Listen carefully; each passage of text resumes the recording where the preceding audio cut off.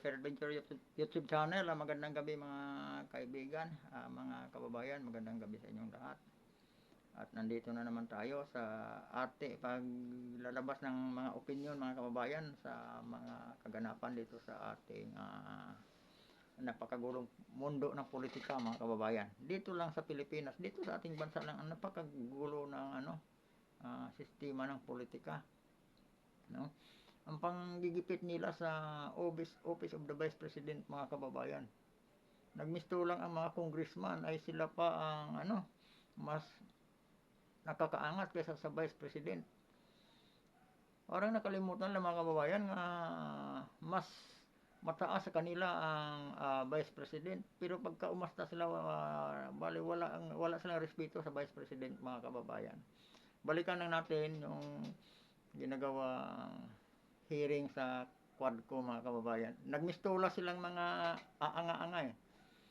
Pag wala si BP Sara, pangangalanda ka nila, bakit daw hindi umatin si BP Sara, hindi sumasagot sa mga katanungan nila. Pagka umatin naman si BP Sara mga kababayan, masisira script nila eh. No, magmumukha silang tangay, nagmukha lang silang kawawa mga kababayan. Balikan lang natin ng konti mga kababayan ng kaganapan noong nakaraang hearing mga kababayan. What is the point, Honorable Vice President? Ang sinasabi ko sa inyo, bakit nyo kine-question na due process? Tanungin nyo ang appointing authority, bakit niya tinanggap ang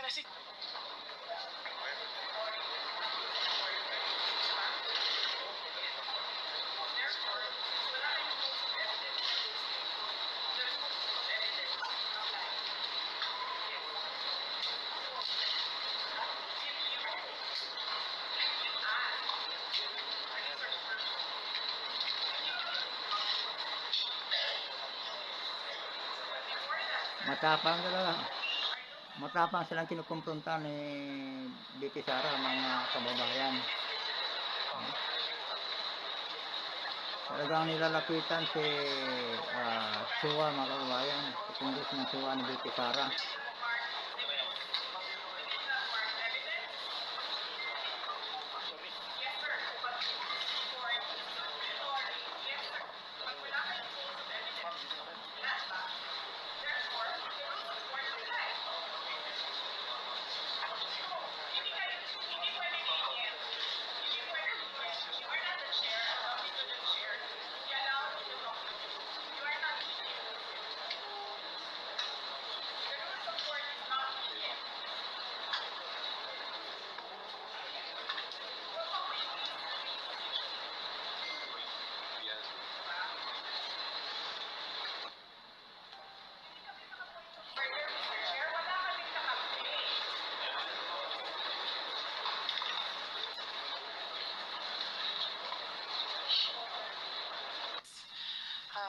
Mr. Chair, the position of Undersecretary and Assistant Secretaries and other appointed positions are positions of trust and confidence by the appointing authority.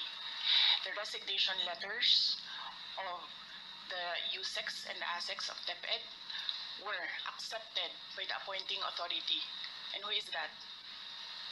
Mr. Chair, the President of the Republic of the Philippines. It is not the Secretary of the Department of Education. So you ask the President of the Republic of the Philippines why he accepted the resignation of the USEX and the ASEX.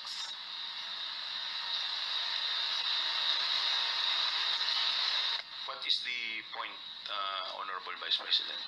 Ang sinasabi ko sa inyo, bakit nyo kine-question na due process? Tanungin nyo ang appointing authority, bakit niya tinanggap ang resignation letter? Sa mga kababayan, nagmistola talagang walang sapat nga kaalaman itong Quadcom na ito mga kababayan sa patungkol sa batas, medyo hindi sila mga kababayan sa ating asaligang batas. Marami silang hindi sinusunod nga proseso mga kababayan, Yun din ang ginagawa nila kay Attorney Soluita Lopez, Ano mga kababayan, kung ano yung maisip nila, ay yun ang ginagawa nila.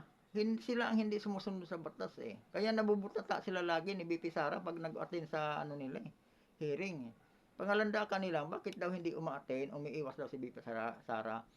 Pag bigla naman silang pinupuntahan, pinasukan, nag-a-attend, natataranta sila mga kababayan. Obserbahan obserbahan nyo itong reaksyon nila dito.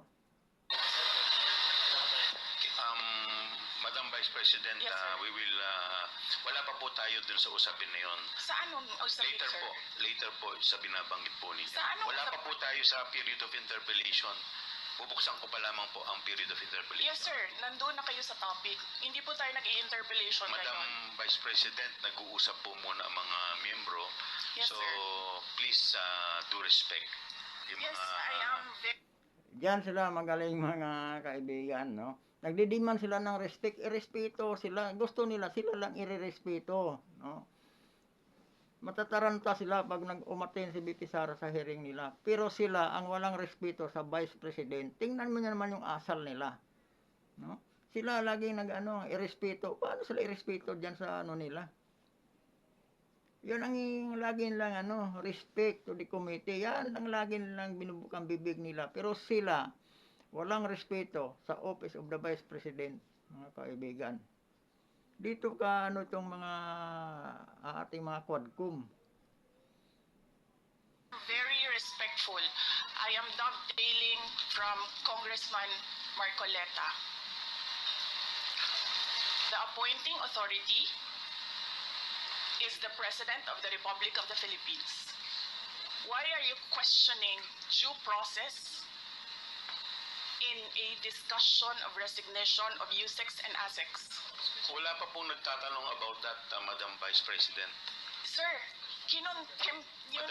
sir, dinetain nyo na yung tao for due process. Madam Vice President, Sir, nasa loob ng detention ang tao because you question due process. Asaan ang Tingnan mo nga, katuwiran ni Chua, natataranta na siya. Wala pa daw nagtatanong, sabi niya, pero nakadetain na yung nakadetain na yung tao. Di ba? Nakakulong na yung tao. Hindi niya alam kung ano sasabihin niya eh. explanation ng due process ninyo doon? Nasaan? Madam Vice Tinanong President, kita kanina, I'm sorry sir, tinanong kita kanina, sino ang appointing authority? USEC ng ASEC, anong sagot mo? Secretary. Hindi mo alam. hindi pa po ako nagsumasagot. Hindi mo. Nakita kita, sumagot. Camera. Kita kita sumagot. Sinabi mo secretary. Hindi nyo alam lahat na ang nag-a-appoint ay president. Suspension is declared by the chair. Nakailang suspension na yan mga kababayan. Pagpasok ng BP Sara, suspension sila agad. Nakailang suspension na yan mga kababayan. Pag sila talaga, butata sila eh. Nabubutata sila kay BP Sara. Ibig sabihin, no? Wala silang sapat nga kaalaman patungkol sa due process mga kababayan. Bira lang sila ng bira. Yun ang ginagawa na kay Suluita Lopez mga kababayan. No?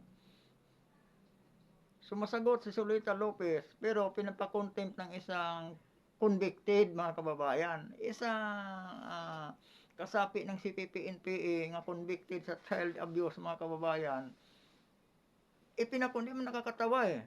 Itong mga tarantadong mga quadcom na to mga kababayan, itong mga ito ay kahaling tulad sa isang sindikato mga kababayan.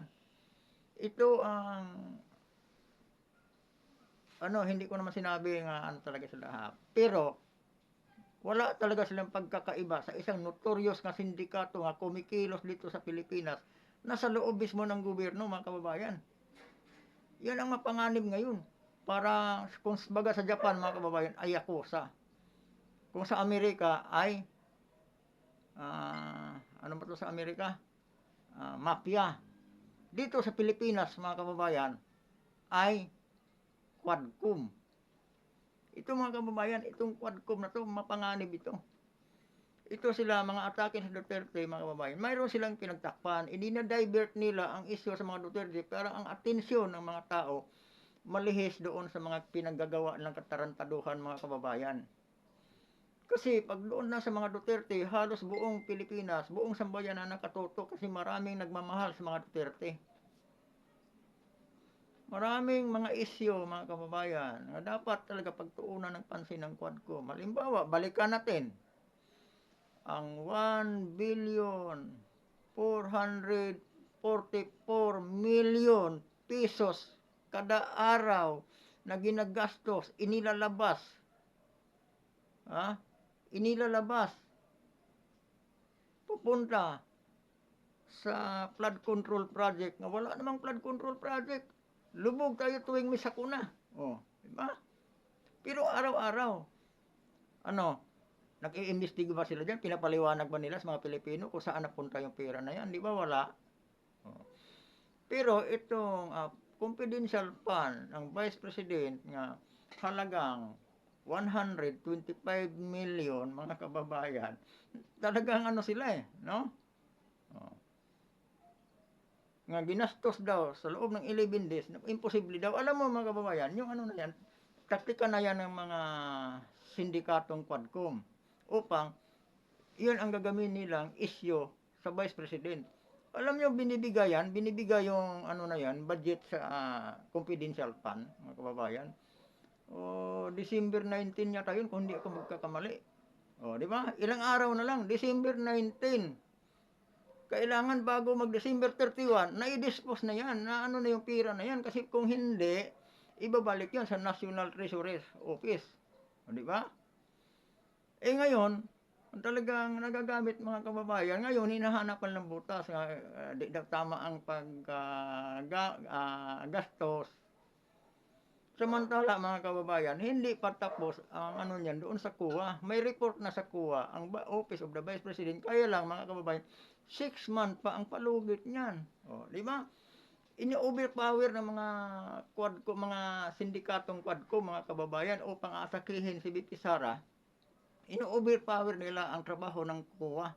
Pati COA, mga kababayan, ginigipit nila. Di ba?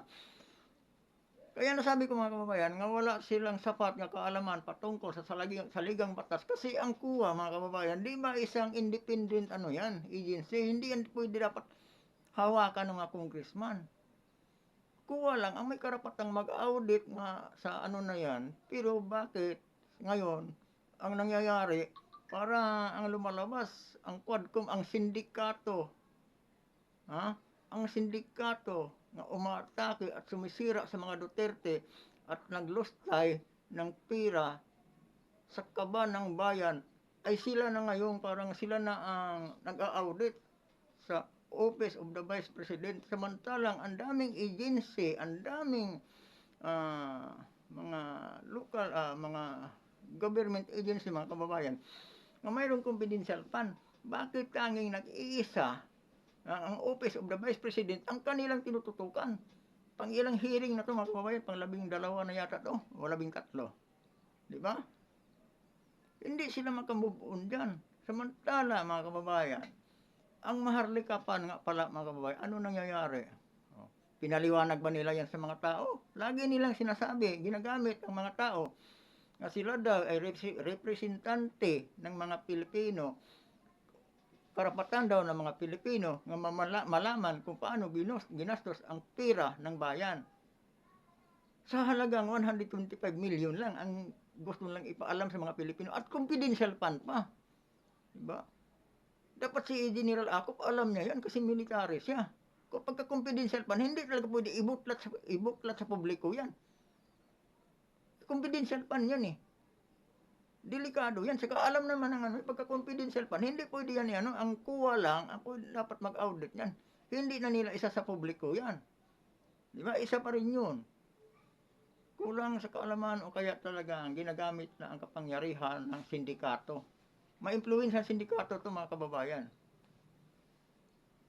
Nakalimutan ko. Hindi naman talaga totally sila Ang sabi ko lang, sa aking sariling opinion, kahaling tulad sila sa isang notorious na sindikato. Kung sa Amerika, mafia, kung sa Japan ay yakuza, kung sa China ay ano ba yung sa yakuza? O sa China. Dito sa Pilipinas, mga kababayan, ang pinaka-notorious, parang halintulad sa pinaka-notorious na sindikato na naging legal ay ang Quadcom, mga kababayan. Nasa Kongreso, ang pinakamapanganib na sindikato dito sa Pilipinas, Quadcom. No? Kahalintulad ng Quadcom. Di ba? Gumagawa sila, mga kababayan, mga sila ni Tambaluslos, di ba? Mga ano na. Gumagawa sila ngayon ng malaking pinto, mga kababayan, upang doon nila idaan palabas sa kaban ng bayan, no? O palabas ang pira ng taong bayan. Yung iba't ibang uri, ngayon lang nangyari yung ang daming uri ng ano, mga kababayan, ayuda. Ano ba yung iba? Hindi ko na mabigkas yung iba, di ba? Kung ano-anong ayuda, mga kababayan, ang dami. Billion ang budget niyan. Doon diyan na dali yung pira ng bayan. Dahil diyan nahawakan sa mga sindikato. Ang mga sindikatong Quadcom, mga kababayan, gumagawa ng malaking pinto upang mailusot nila ang bilyon-bilyong pira ng mga Pilipino papunta sa kanilang bulsa. Oh, di ba? Ayuda. Padaming halos umiikot sa buong bansa, mamigay ng ayuda, pero ilang tao lang nabigyan. Maraming taong hindi nakatikim nila. O, di ba? Diyan nila, busy sila sa yan, mga vote buying yan, mga kababayan. Ginagawa lang legal ang vote buying. No? O. Yung flood control, nga lagi kong sinasabi. O, di ba? Gumagawa sila, ang flood control ay ginagawa lang exit upang doon mailabas ang bilyon-bilyong pera ng gobyerno papunta doon sa bulsa nila. Hindi yan binubulaklat at hindi yan pinaliwanag ng Quadcom doon dito sa ating mga kababayan, sa mga Pilipino. Ang ating maharlikapan, di natin malalaman kung saan natin makikita, di ba? Anong website natin hanapin yung maharlikapan. Diba? Naglaho ang maharlikapan. Hindi nila pinaliwanag yan. O, diba? Ang pira, almost 90 billion na pira ng PhilHealth, hindi yun galing sa Yun ay contribution ng mga membro. O, diba? Anong ginawa nila? Kinukuha. Kunwari, ipinapasok doon sa National Treasurer's Office. Inilipat doon sa unprogrammed fund. O, di ba? Nasaan napunta yun? Bakit hindi nila ipinaliwanag sa atin yun? O, di ba? Tapos, ang confidential fund na 125 million, barya lang yun kumpara sa bilyon-bilyong ninanakaw nila. O, di ba, di ba natin masabi yan na isang sindikato itong Quadcom na to? Gumawa sila ng paraan upang ma-divert ang atensyon ng mga Pilipino diyan sa sa mga Duterte. Kasi ang mga pagka-Duterte issue na, mga kababayan, halos lahat ng Pilipino nakatutok diyan sa na yan. Kasi maraming nagmamahal, marami talagang sumusuporta sa mga Duterte. Di ba? Ito pa masaklap, mga kababayan, tinanggalan ng security personnel si BP Sara, mga kababayan. Isa ito mga kababayan, assassination planning ito, mga kababayan. Bakit kung sabing yung isang assassination planning ito, mga kababayan? Isang assassination plan, mga kababayan, di ba? Naalala natin nung lumabas si BP Sara papunta sa Germany, di ba? Doon mismo sa airport, mga kababayan, pinicturan siya, pinupost pa sa social media. Di ba yun? Di ba napakadelikadong yun? Kinasuhan ba ang nag-post noon, mga kababayan? Di ba hindi? Ang Vice President, na monitor nila, nga papalabas sa bansa, ipinupost pa. Delikado yun, mga kababayan. Di natin alam kung mayroon silang contact doon sa ipa-snipe ang Vice President. O, di ba? Dapat confidential yun. Pero ang winawante nila nga si Alice Guo, mga kababayan, nakalabas nga hindi na monitor dyan sa airport. Diba? Katarantaduhan, diba? Ito ngayon sistema ng ating gobyerno. Ito ngayon ang bagong Pilipinas. Ganito ang bagong Pilipinas. O. Naubos ang bilyon-bilyong pera, halos lahat ng ano tinatanggalan na yata ang ng pera.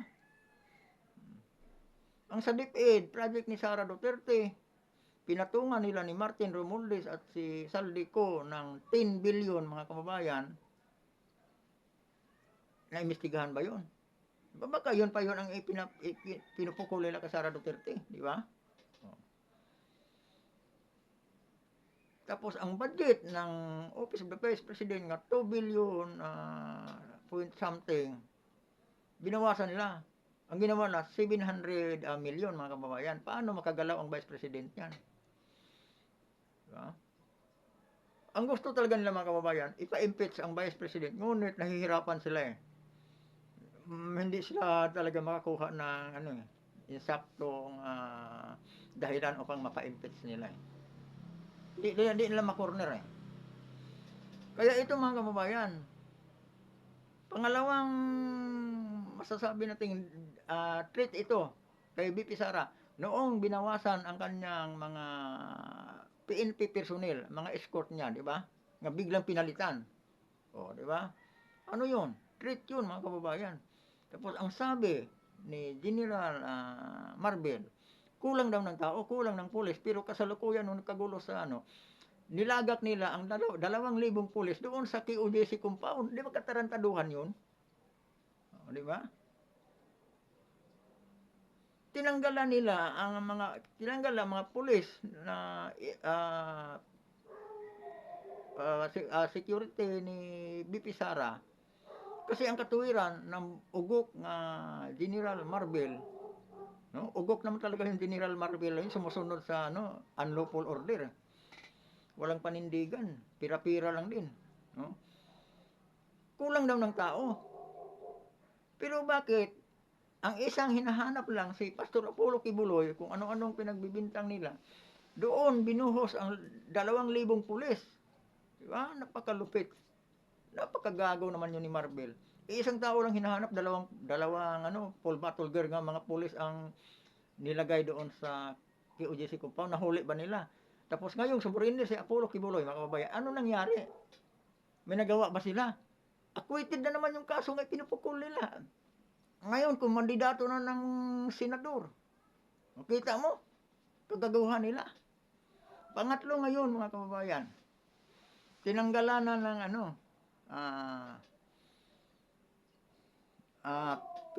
security personnel ang Vice President. Sa Pilipinas lang nangyari yun. Ang Vice President, tinatanggalan ng security personnel, pero ang congressman, mga kababayan, ang speaker, maraming security personnel. Ang presidente ang dami. Tangi ang vice president lang ang kanilang kinakalaban nga gusto talaga nilang ipa-assassinate yan mga kababayan. Kasi yan lang ang paraan upang malinis nila sa kanilang daan patungo sa 2028 presidential election. Wala nang makaharang sa kanila, mawala ang Duterte. Yun lang ang tanging paraan nila mga kababayan. Ano ko lang yun? Speculation ko lang yun. O yung ano ko lang yun mga kababayan. Ha? Pag-analisa ko lang yun sa mga ginagawa nila, mga pangyayari. Yun ang posible talagang mangyayari. Posibleng mga kababayan. Tinanggalan nila ng depensa ang Vice President upang pag ganyan, sabi ni Dan Fernandez, di ba? Kung may video yan, mga kababayan, hanapin nyo sa TikTok. Gumaganon si Dan Fernandez. Sino yon? Sino yung ipagorgor nila? Yun mga kababayan, nawala na tayo sa topic at medyo lumampas na ako sa minuto ko mga kababayan. Pero ituloy-tuloy ko to. Ito, tuloy natin mga kababayan to.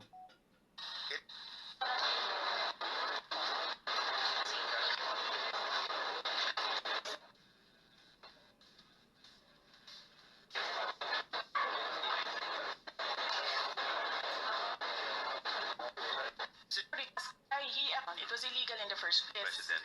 You need to reconsider that extension of your detention. It was illegal in the first place. You asked the president why he accepted the resignation. Do not ask due process. Mr. Chairman. Mr. Chair. Yes, Congressman Paduano. Congressman Nakop. Mr. Chair. Due process kasi mga kababayan, gawin nilang dahilan upang makontent nila ang ano, resource person. Ganun kagago yung mga quadco mga kababayan. Yan ba'y kagalang-galang ng mga congressman?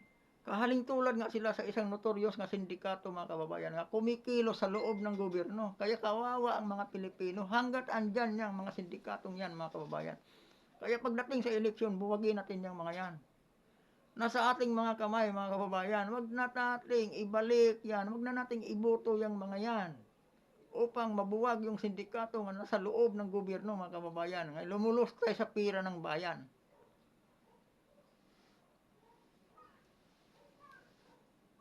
Tuloy. Madam Vice President, if you have any question insofar as the actions of this committee are concerned, I think the proper remedy is for you to go to the court. Sir, I will go to court. Opo, pero Oo, that is pero araw-araw, you are depriving a person of her liberty while I await that is precisely the point, ma'am. the... If our action of detaining your chief of staff is against the law, I think the proper remedy, and I think you're a lawyer, Yes, sir. the proper remedy is to go to the court. Sir, do you really want to show the Filipino people kung anong kaalaman ninyo sa batas? Bingo. Ang sinasabi ko Ah. lang po ay sundin Oo. po natin yung batas. Kaya nga, dito sa sir, House. sundin natin yung Kasi batas. nandito po kayo dito sa bahay ng Kongreso. Yes, sir.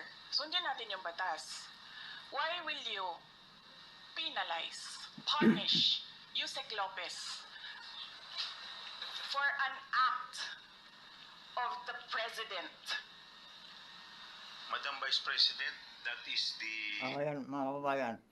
Kakamot-kamot na lang sa bunganga si ano, General ako, si General ba to? Ewan ko kung General to talaga, bakit ganito kaugok? Sabagay hindi to lawyer mga kababayan, lawyeran lang, no? Ganon sila, ano, may panama sila sa sinasabi ni BP Sara, nasagot ba nila yung mga atake ni BP Sara? Di ba hindi?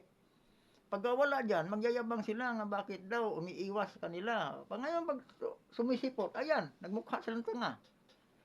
Ipinapakita lang nila sa mga tao, sa mga Pilipino, nga wala nga silang sapat nga kaalaman sa batas.